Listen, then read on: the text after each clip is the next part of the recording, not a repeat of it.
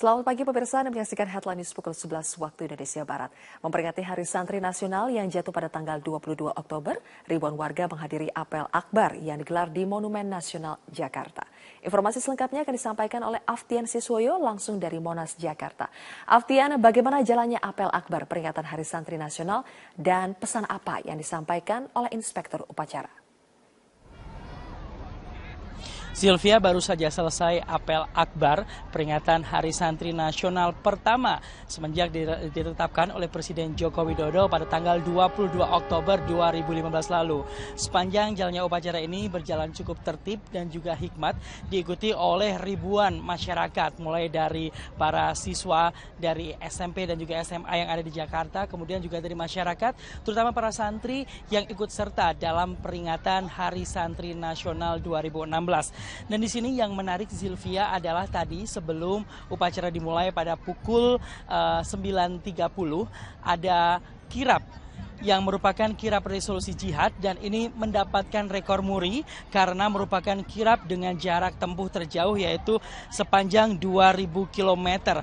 Dan tadi rekor muri menetapkan kirap yang dilakukan oleh santri ini menjadi masuk ke dalam Museum Rekor Indonesia dan memecahkan rekor muri sebelumnya untuk jarak ataupun rute kirap terjauh.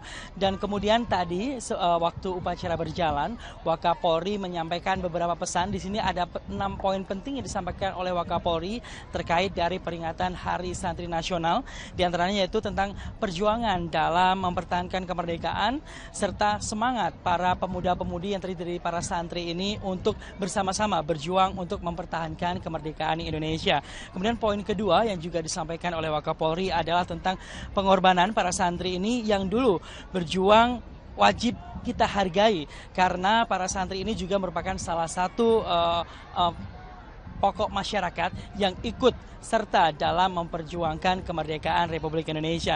Dan selain itu, Wakapolri menghimbau kepada para santri ini untuk tetap semangat dalam persatuan dan juga untuk menghargai kemajemukan, meskipun di Indonesia ini banyak sekali suku dan budaya serta ras yang berbeda, namun bersama-sama di sini diajak dalam peringatan pertama Hari Santri Nasional ini. Wakapolri ingin agar para santri ini bisa menjunjung kebinekaan seperti yang menjadi tema utama dalam peringatan Hari Santri Nasional 2016. Dan selain itu juga sebagai tambahan informasi bahwa hari ini untuk upacara peringatan Hari Santri Nasional juga dilakukan serentak pada hari dan jam yang sama di seluruh alun-alun yang ada di kota-kota di seluruh Indonesia. Dan berikut merupakan pernyataan dari Wakil Sekjen PBNU Imam.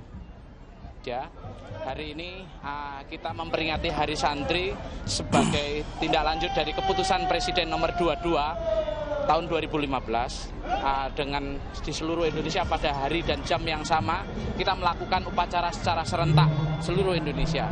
Nah, para santri adalah orang-orang yang taat beragama dan setia terhadap ulama dan setia terhadap NKRI.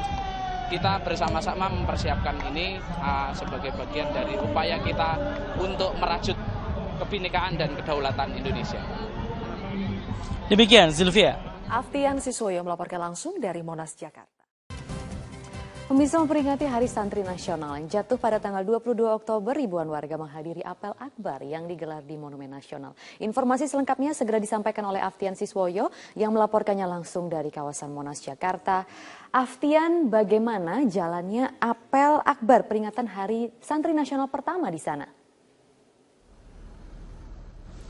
Maria, memang dijadwalkan untuk apel akbar peringatan Hari Santri Nasional akan dimulai pada pukul 8 waktu Indonesia Barat. Namun hingga saat ini apel akbar ini masih belum dimulai karena masih menunggu Wakapolri yang nantinya akan berlaku sebagai inspektur upacara, dan rencananya akan dimulai pada pukul 9.30 waktu Indonesia Barat. Dan Hari Santri Nasional ini merupakan peringatan tahun pertama setelah penetapan Hari Santri Nasional oleh Presiden Joko Widodo Widodo pada tanggal 22 Oktober 2015 lalu di Masjid Istiqlal Jakarta. Beragam kegiatan untuk menyambut Hari Santri Nasional ini juga telah banyak digelar di seluruh wilayah yang ada di Indonesia. Dan ribuan warga hari ini akan hadir di Monumen Nasional untuk mengikuti apel akbar yang akan segera dimulai. Dan panitia menargetkan akan ada kurang lebih 50.000 masyarakat yang akan hadir di Monumen Nasional ini sendiri. Dan karena begitu besarnya antusias dari masyarakat yang membuat panitia akhirnya mengalihkan tempat digelarnya apel akbar hari ini, yaitu yang sebelumnya akan dilakukan di Lapangan Banteng sehingga dipindahkan ke Monumen Nasional. Dan apel di Monumen Nasional ini sendiri merupakan puncak peringatan Hari Santri Nasional 2016 yang dimulai dari kirap resolusi jihad Nahdlatul Ulama, kompetensi santri, dan juga pembacaan sholawat nariyah secara nasional. Dan pada apel akbar peringatan Hari Santri Nasional ini akan dihadiri juga oleh Wakil Gubernur DKI Jakarta, Jarod Saiful Hidayat, kemudian ada Kapolda, Irjen Iriawan, Pangdam Jaya, dan juga Kakor Lantas, serta pejabat-pejabat dari PBNU. Dan diharapkan para santri ini kedepannya bisa semakin menjadi santri yang menjadi teladan dan juga menjadi pelopor kebaikan yang ada di seluruh Indonesia. Dan sebagai tambahan informasi juga di sini untuk upacara peringatan ini juga dilakukan di seluruh Indonesia, tepatnya di alun-alun yang ada di kota di seluruh Indonesia sebagai bukti kebinekaan santri yang ada di Indonesia. Dan berikut pernyataan selengkapnya dari Wakil Sekjen PBNU Imam. Pesantren berada di garda paling depan untuk melakukan perlawanan terhadap aksi radikalisme dan terorisme. Ada tindakan nyata seperti apa? Tindakan nyatanya adalah membentengi diri di internal dan melakukan upaya pencegahan serta upaya deradikalisasi di semua sisi. Apakah ada pendidikan khusus Pak untuk para santrinya supaya tidak melakukan tindakan radikal? Santri di pesantren tidak ada yang radikal. Semua ajarannya adalah toleransi, semua ajarannya adalah ajaran damai, dan semua ajarannya adalah ajaran yang memiliki spirit nasionalisme dan bersenyawa dengan kebudayaan. Maria. Baik, Aftian Siswoyo melaporkan langsung dari kawasan Monas. Terima kasih. Ribuan santri pondok pesantren di Kabupaten Majalengka, Jawa Barat menggelar kirap dan mencanangkan gerakan santri tolak pungli di seluruh institusi pelayanan publik. Ribuan santri dari berbagai pondok pesantren yang ada di wilayah Kabupaten Majalengka ini melakukan kirap merayakan Hari Santri Nasional. Pesan yang disampaikan para santri mendukung langkah pemerintah untuk memberangus praktik pungli di semua lini. Menurut santri, pungli merupakan bagian dari korupsi yang dilakukan oleh berbagai lapisan masyarakat dari pemerintahan terkecil di tingkat RT hingga pemerintah pusat. Pungli hampir lazim ditemukan di semua tempat pelayanan publik seperti pengurusan akte kelahiran, pengurusan SIM dan perpanjangan STNK, pengurusan akte nikah hingga pengurusan jenazah. Pengasuh Pondok Pesantren Al-Mizan Jatiwangi, Kiai Maman Imanul Haq, menuturkan sudah sepatutnya santri dan alim ulama bekerja sama mendukung Satgas Sapu Bersih Pungli. Para santri juga diminta untuk berani melaporkan baik yang dialami langsung maupun saat menyaksikan praktek pungli di lingkungan sekitarnya. Pesan anti pungli ini menjadi tema utama dari peringatan Hari Santri Nasional di lingkungan pondok pesantren sekitar Majalengka, Jawa Barat.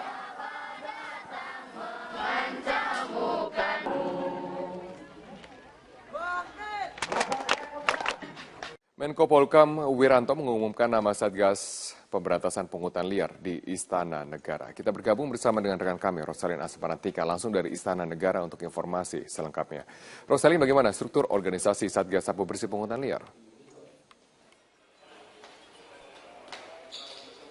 Ya, Robert, Satgas Sapu Bersih Pungli ini yang diinstruksikan langsung oleh Presiden Joko Widodo hari ini tadi baru saja diumumkan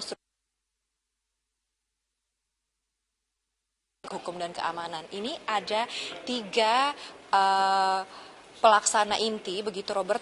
Yang pertama adalah Ketua Pelaksana, yakni Komjen Dwi Priyanto, yang merupakan Inspektur Pengawas Umum di Polri. Kemudian akan dibantu oleh PLT Irjen Kemendagri, Sri Wahyuningsih, dan juga Jaksa Agung Muda Bidang Pidana Khusus Armin Syah.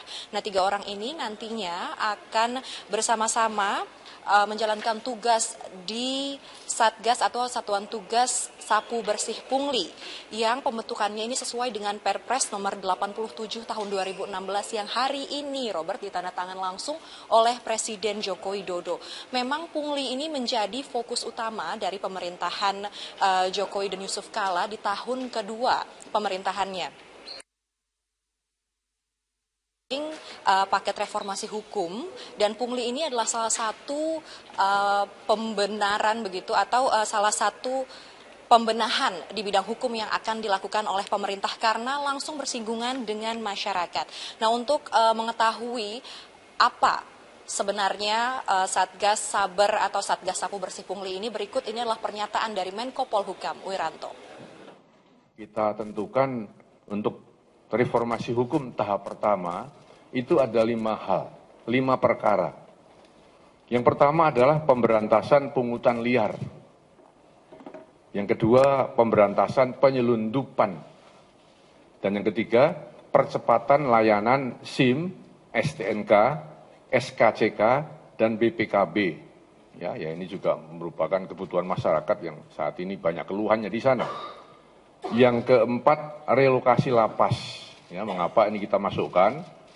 Karena saat ini betul-betul lapas kita itu sudah over capacity. Ya, sudah terlalu banyak hunian yang tidak sepadan dengan daya tampung dari lapas yang ada. Akibatnya apa? Akibatnya banyak hal negatif yang kita jumpai di lapas ya. Yang kelima, perbaikan layanan hak paten, merek dan desain. Ya, ini juga terlalu lama, ya, terlalu banyak lika-likunya. Bahkan banyak yang melaporkan bahwa sampai ribuan lembar ya untuk mendapatkan izin.